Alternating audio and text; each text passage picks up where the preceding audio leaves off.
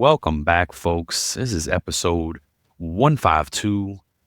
We're a little behind, but we are going to catch up real quick. What's up, Walt? How you doing, sir? I don't think we're behind. We just took a little break, man. I know we need We've been consistent for a long time. long time, bro. We haven't So taken a somebody break recently. Yeah. Yeah, like 150 something weeks. This year.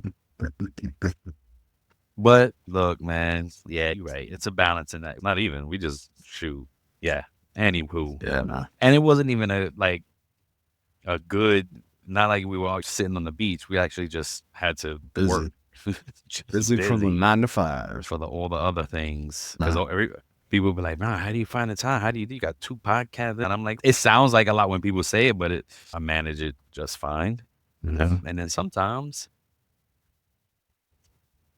Yeah, sometimes life. And it's crazy because both of our weeks got jammed at the same. We were like, oh, man.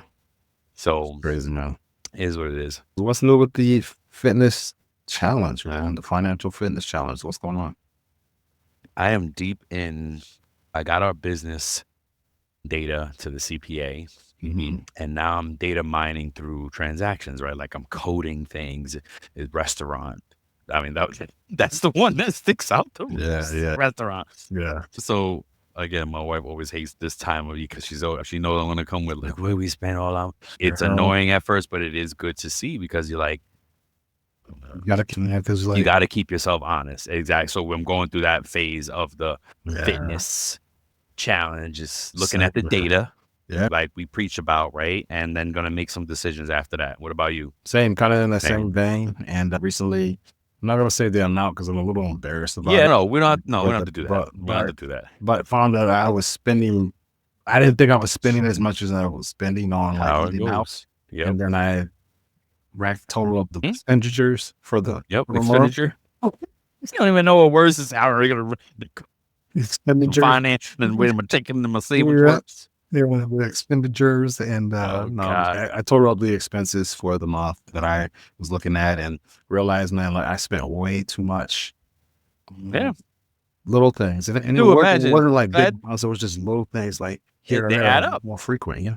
Yep, and be glad that it was just a month, bro, and it wasn't months and a whole year that you're looking back on as I'm doing now. It's hurt my heart. Exactly, bro. It's crazy. Yeah, so it's going through that, man. What you got for us today? Some payroll news. Be mindful and not say pay news. Yeah, the IRS, basically, this article came out on March 28th, and it was about the earned income tax credit, and that it was the 50th anniversary of it on Saturday, March 29th. Yeah, I think it was established in 1975, so it was the maximum credit for that year was $400.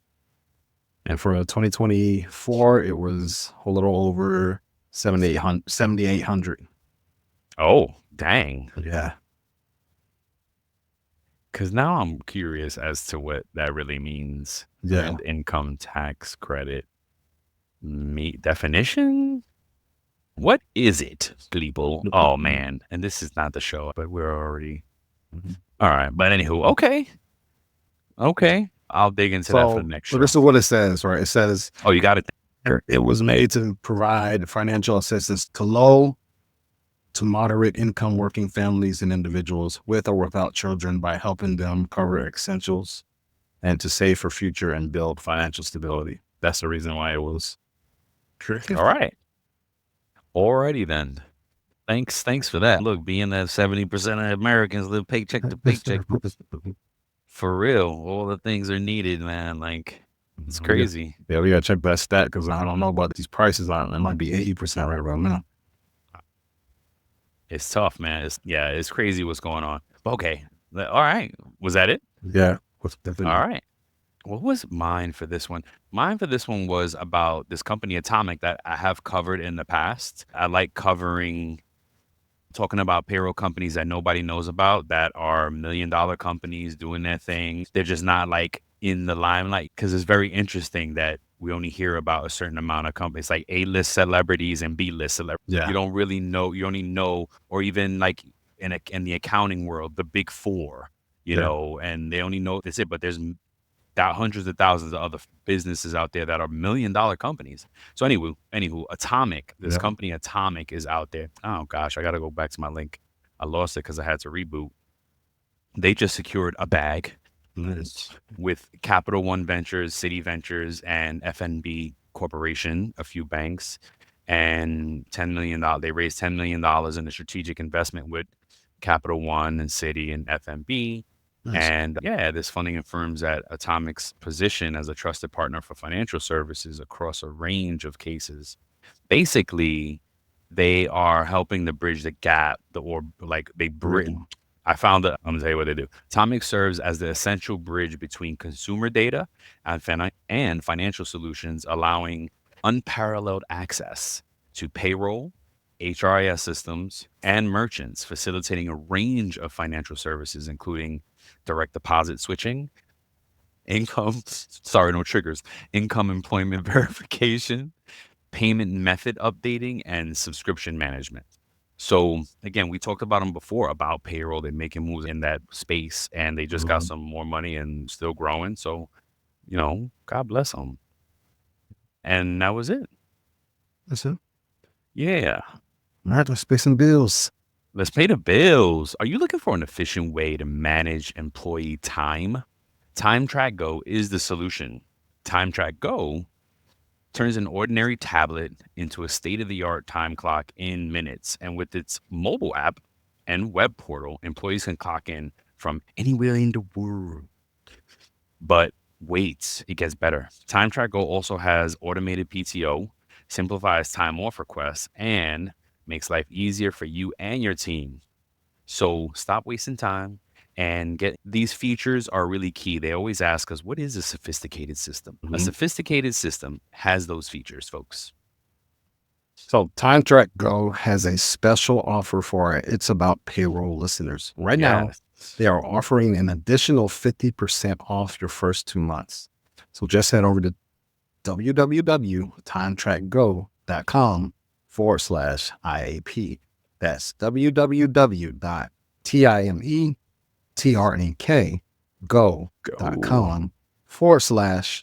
www.timetrackgo.com/IAP to start your 14-day free Let's trial today and go. claim this special offer. So let's go. Let's go. All right, what do you got for us, Brian? Man, we didn't even say what we were talking about. We're talking about employee handbooks today. And And how that no, let me read.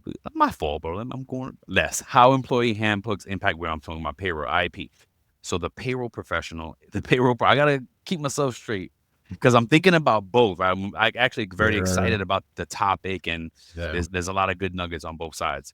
And so, folks, just so you know, we're doing how it impacts payroll, but we're also going to do the same subject on it's about your paycheck, and we'll Mhm. talk about it from the employee perspective. And you should listen to it as a payroll pro. I might make you mad, but you should listen to it. So for the payroll pro, and I want to ask you a question: How do you feel like you've always used it to guide your right? Exactly right. Walt Mhm. is shaking his head no. And I agree because it's really in the last few years, I don't know, I got smart around it, maybe 5.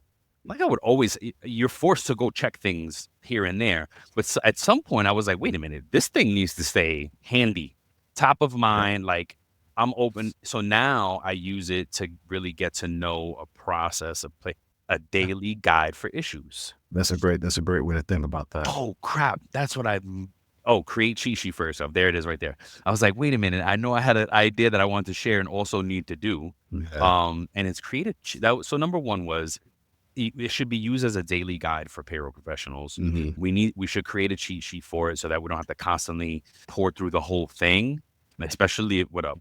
So when you say No, go ahead. cheat sheet, what are you Cheat sheet. saying? Cheat. Like for instance, I go in it to look at what the holiday schedule is because Mhm. our retail establishments they don't get every single holiday. There's a certain holidays that are eligible for certain benefits and certain pay rates and premiums and things, right? But it's a set holiday. It's not every holiday. Ah, I got you. I got you. So I got I what you're go in saying. it for that. I go in it too for PTO policy, for sick policy. Really There's a anything couple that may impact someone's pay. someone's pay. Yeah. So Okay. instead of opening the book and pouring through it all, Yeah. we as pros should just make a little cheat sheet, Mhm. even if it's just digitally highlighting, because there's ways to like tag a PDF, right? If you have the right tools, you can just cheat sheet it right in the document, put little footnotes or whatever. Yeah. So that was number 2, create a cheat sheet for yourself. Number 3 is if it's updated, you really want to make sure that it's recirculated to all your employees Yeah. and that it's a mandate for the sign off. Now, I know what people can say, oh, they just click, they don't know. That's on them. And we won't talk about that on the other show. Yeah. We But are. as a payroll pro, that gives you a tiny bit of leverage to say, hey, if you have the right systems, you can say, hey, you signed off on this day at this time and click, click. And of course, they're not going to know and you argue, but that's still the fact. They signed off on it. You get to, if you do it right, you help them, coach them through it. Hey, this is really Yeah. important. This is why you should read those things. And this is why we got 3 months to sign off on this or a month to sign off. You know what I mean? But you do want that because then that's how it puts us as the payroll pro in the teaching leverage. I think it's especially good to have those things signed and like at least acknowledged because like in those instances, in my mind, where a company may deviate, like for the bereavement, right? You may like typically it's 3 days, Yep. or whatever that your Mhm. company may want to give more in Yeah, certain situations, right? that's right. That's not necessarily written in the handbook, That's right? not In some necessarily. cases, it's not written necessarily Okay, in your so we're handbook. gonna talk about that the other show Yeah, too, but and I the guess reason I'm going there is okay, because I think that having them sign it and making sure that it's understood, saying, okay, can prevent people from trying to say, they gave Jimmy or Janie these amount of hours. What about me? what about me? Yeah. You bring up a good point. And it's worth talking about here. It's what Wall is talking about is the difference between practice and policy. And policies in your handbook, but there could be a different practice Yes. that like 3 days paid and, oh, no, depending on the level, what I've seen all kind of things, by the way. I've seen no Yeah. bereavement, some bereavement, strict bereavement, generous bereavement, but Yeah. I've seen tiered. I've seen it tiered. Yeah. A close family member, you get 5 days. Yeah. A distant family member, 3. Yeah. You know what I mean? So, but see, True. we're going into details here, but this is like the point of why payroll pros need to know because hello, that's gonna impact how you pay. And if it's Mhm. all automated, great, but then somebody's got to build the automation and you got to Yep. check it every now and then. It might break sometimes. Okay. Anywho, try to recirculate when it's up, when any part is updated. Try to mandate that. Make sure all the pay impact parts are updated, meaning do they make sense? Challenge it if you Yeah. need to. Read through Mhm. all the things, make your cheat sheet, Yeah. and then maybe it's, wait a minute, why do we do this? Why am I doing it this way? If we do this, then it'll be automated, it could be Yeah. easier. That's a great point because I know there's been times where at the time that they updated Yeah. a portion of it, it made sense to them to the person who was Yes. writing it. And Exactly. then somebody came along and found a loophole and was like, Yeah. oh, this is how I interpreted it. Yes. Or it could have been driven by a technological limitation. Yep. That's true. We can't do this, so we got to make the policy this. That I've seen Yep. that a lot, Yep. especially now that people like the automation is so robust and so Yep. sophisticated that it's, wait a minute, we don't have to do it. This can be automated. Yeah. You want to challenge, you want to get a good hold of it and challenge anything that can be updated and hey, and just point it out. Maybe it won't change, but at least you can raise the red flag and say, hey, by the Yeah. way, what else? Yep, make suggestions if applicable. Don't just accept what's in it as a payroll Yeah. pro, meaning don't look at it for, oh, I'm the employee, I have to accept the rules. And look at it. What I'm saying is look at it as the practitioner, look at it as a Yeah. policymaker, as a leader, as a payroll person, and say, hey, these things can change. And you could, if you get HR you get the right, because like in HR, I feel like there are people who are very employee centric leaders, and Yeah. they're employer centric leaders where, Yeah.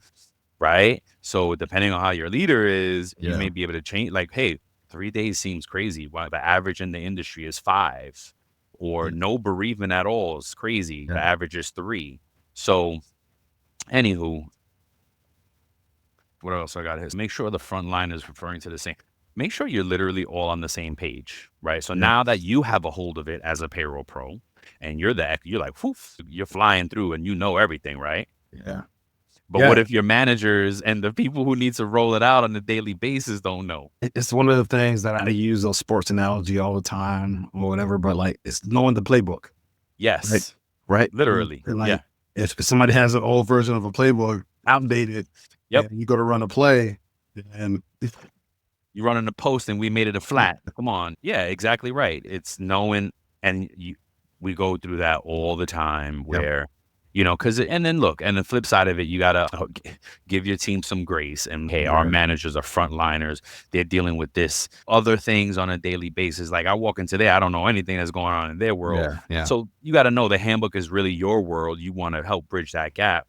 So yeah. make them a cheat sheet, maybe. Make them, because what was the stat that you found? 70% of employees actively Yeah, avoid reading the yeah, employee handbook. yes, So most 70% is everybody. And yeah, maybe you're 30% of all the managers that read it, but please believe it's not going to be. yeah, And maybe you need to make them one. It's not a bad idea. And yeah, and I already said this, try to update based on automations, make note of what's causing a manual task, because sometimes a policy can be done differently. And again, and it's causing a manual you're like, hey, I got to mhm, do this manually because of this. yeah. And then there's another And that out yeah, there that talks about like generationally, right? And so it talked about millennials and the before them. So it said 43% of millennials don't read their handbook, oh, and the generation before them is Gen only X. 30%. Ooh, you trying? Oh, I see how what was being nice. He's all the generation before them. Brian, Well, that means more of you read it. Oh, wait a minute. No, wait. Oh, don't read 30%. Don't read it. Yes. Ah, okay. So 70% did. All right, great. Yeah. 80. Okay, and then 60% of millennials 67. don't. 57. No, it's 57% do. 40, Oh, do read 43, it. 40. 43 don't. Yeah. Got it. My bad. No, you're good. All right. All right. See, look at that. Look at that. Oh, what about after Gen Zs? No, I didn't No get to Gen that Z? point. Yeah, I didn't get to the Okay, point they yet. don't got enough data yet. That's what. Yeah. And the reason that this part says that is because millennials became disengaged. Mm, wow. Yeah. Yeah, it makes a lot of sense, right? Because I feel like Gen Z, I feel like that number will be higher that they read it. Yeah. Because I feel like Gen Zs, at the end of the millennials, the beginning of Gen Zs really started pushing the envelope for better employee work situation, right? Like Yeah. they're Yeah. really demanding more at the workplace. So, anywho, but that's all I got, man. What you got? Look, I just have some things that could prove beneficial for payroll pros to know About. the employee handbook. So that's standardization of payroll policies. So Yeah. it can consolidate those different policies in there. It can include the pay periods, overtime rules, calculations could be in there, Yes. timekeeping procedures and breaks, times and stuff like that. All that could Yep. be in there. You know what I'm saying? It could be, and it should be clearly defined. Yeah. A handbook, and now that you say this, a handbook should be considered in the SOP world, right? Yeah. This is also part SOP, part Yeah. handbook for the employees. Yeah. Yeah. Another one is help you with compliance, right? With those regulatory requirements, right? Oh, yeah. State, local, if it applies, Yep. at minimum wage, those different things. Classification of employees, which we Yeah. know that's the number one error in payroll. Yep. Classification, right? Of employees. So it'll help you identify and classify those exempt, full-time, part-time people correctly, right? Seasonal temps. Yep. Yep.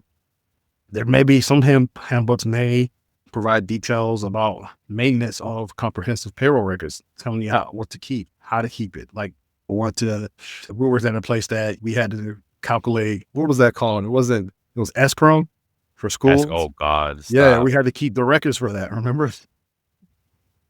You remember that? Yeah. Yes. And no, I just because nobody ever wanted to be honest about what that was, and that's the problem of it. Because there was a different way. Anywho, I still try to solve these problems eons later. Yeah, it's a maintenance of your records, facilitation of those payroll compliance audits, reduction of any legal risks that may happen, and enhancement of workplace harmony. Look, working in payroll, you're going to run into all different types of personalities, people. Some are not going to be so friendly. Some are going to be rough around the edges. The handbook may tell you, like, it may help you learn how to navigate some of those things as well. And if Yeah. you're having a rough time, it may also direct you what to do as well in those situations. It can be a provision for training and reference material, That's what I was just like saying. you see, Yeah. Yep. you Cheat know, sheet, and SOP. Yep. yeah. And also assure that payroll is processed accurately and timely as well, and explain those different things, right? So I think it's indispensable for payroll and HR professionals because it's like a structured framework and Yes. it provides support for all those different things that we talked about. What do you have to say? I just talked to a certified financial planner. So that's part of also the fitness, but I feel like I mentioned it last time. And he said, and I don't know if I told you this, but he said in the conversation, because he's asking me questions, he's like, "Oh, how often do you get paid?" And I was like, "Oh," they gave him the frequency. And he's like, "Oh," and I was like, "Yeah, what do you mean?" He's like, "Most people I ask don't know when they get paid. They don't know the frequency of Mm, their pay." I was like, "What?" no. Even as an employee only, I knew my pay schedule. I was like, "That's crazy."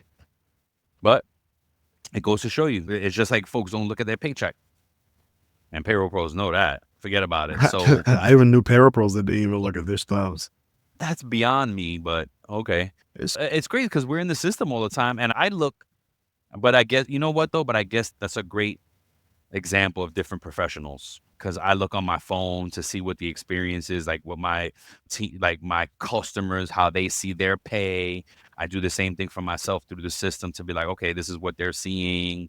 You know Mhm. what I mean? So if it just forces me to see it because I'm always like, all right, let me see what they're talking about. I don't think it's a professional thing.